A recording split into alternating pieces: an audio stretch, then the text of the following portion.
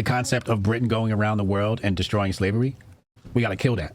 The goal wasn't to destroy slavery. The goal was to install a more vicious and oppressive and more hidden version of slavery. I asked the Google demons, do people blame East India Company for colonization? Yes, many people, particularly in India, and historical analyses hold the East India Company significantly responsible for the initiation and implementation of British colonization. Here's a breakdown of why. Agent of imperialism. That's what it was. It was an agent working on behalf of the British government.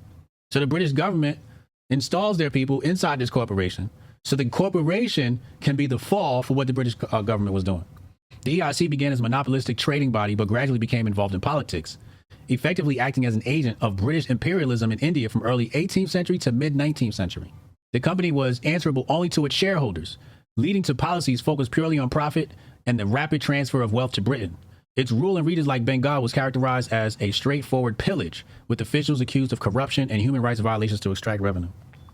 The EIC's policies and actions are widely blamed for exacerbating poverty and leading to devastating famines in India. Resentment over company rule was a primary cause of the widespread Indian rebellion in 1857. Sound like APEC, correct.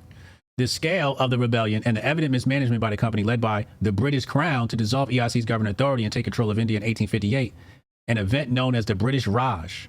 This transition was essentially the formalization of the colonization process that the EIC had spearheaded. In contemporary discussions, the EIC is often cited as a prime example of corporate power leading to colonial exploitation, with many historians and commentators seeing it as original corporate raiders. The legacy of their actions remains a significant point of discussion regarding the historical and ongoing impacts of colonization. So this is why when you speak to socialists and communists, they're like, oh, the corporate. And I'm like, let's slow down. Let's breathe. I need you to breathe. Just take a second.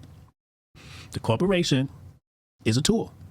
The corporation as a tool could be used for many different things. They could have done a lot of great things in India. They could have done a lot of great things in the West Indies and the East Indies. They chose to do wrong. That came from the call from, as we saw in our notes here, a small group of men, 3 to be exact. In the last charter granted in 1834, a clause was introduced binding a secret committee of the East India Company consisting of 3 persons only, the chairman, the deputy chairman, and the senior director, who were solemnly swore to this work, to receive private dispatches from the Board of Control, and without communicating to a single individual besides themselves, to forward them to India, where the receivers are bound without question or appeal to enforce their immediate execution. First of all, Britain ain't shit. That's number 1. Okay.